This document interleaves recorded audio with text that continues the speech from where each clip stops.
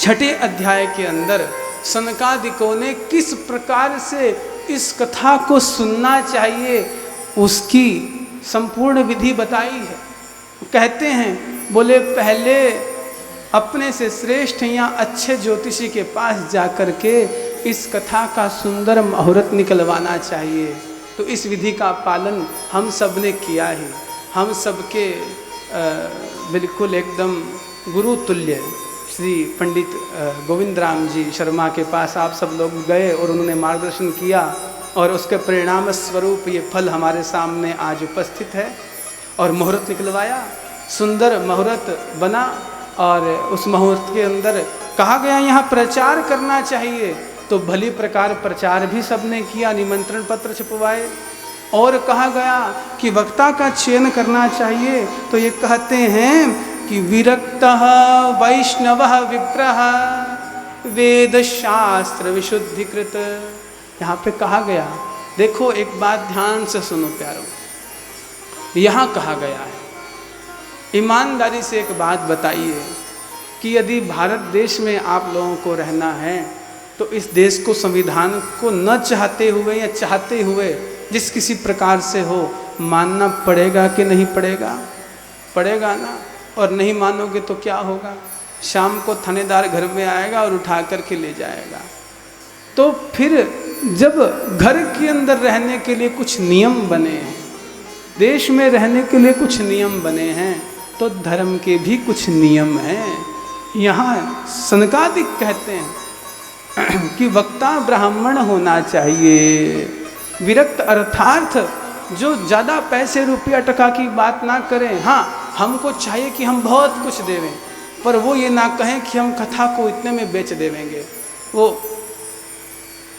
भानुपुरा पीठ वाले महाराज जी कहा करते थे, दिव्यानंद तीर्थ जी महाराज, वो कहा करते थे, बोले यदि वक्ता ने कथा को बेच दिया तो ऐसा जानना चाहिए कि वक्ता और वैश्या में कोई भेद नहीं है। वैश्या देह का व्यापार करके धन लेकर के आती है और वक्ता वाणी का व्यापार करके धन को लेकर के आता है।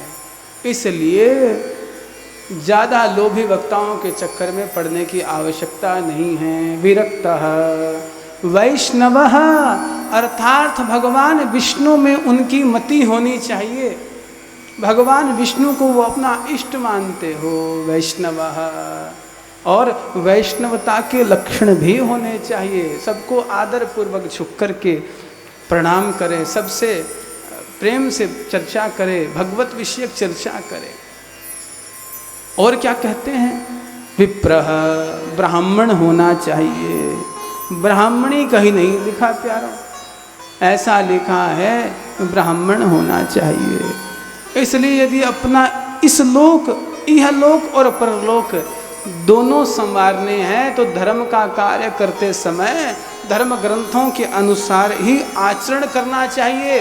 वक्ता ब्राह्मण ही होना चाहिए।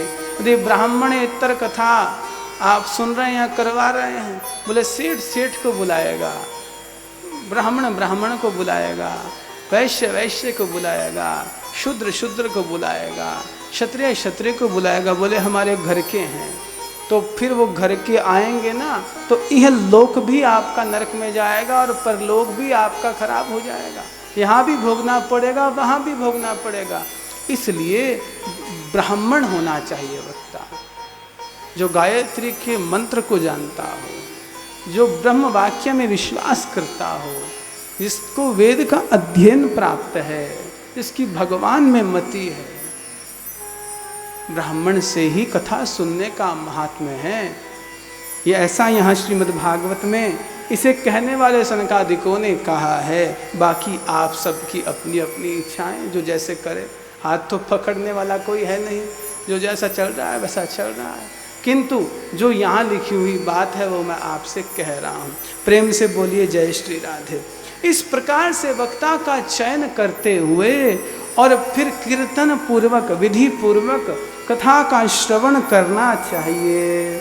और श्रीमद् भागवत को स्वर्ण सिंहासन तो हमने ये इस पीत वस्त्र को ही स्वर्ण सिंहासन मान करके श्रीमद् भागवत को अपनी भावना के द्वारा विराजमान कर लिया।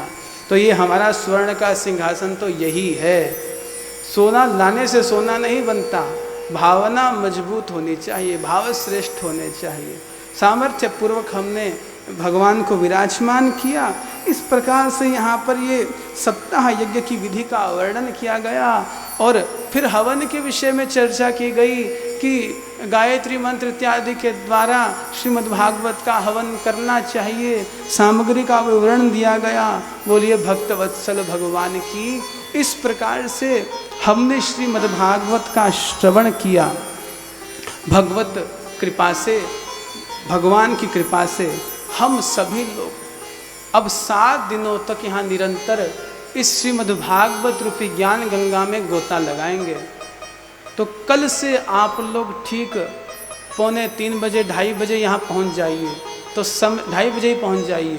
तो ठीक से भली प्रकार कथा समय पे आरंभ हो और समय पर उसका विश्राम भी हो और श्रेष्ठ प्रकार से मन से धैर्यपूर्वक अभ्यास करते हुए, धारण करते हुए अपने अंतःकरण में इस श्रीमद् भागवत की कथा का आप सब लोग श्रवण करें, जिससे यह लोक भी सुधरे और परलोक भी सुधरे।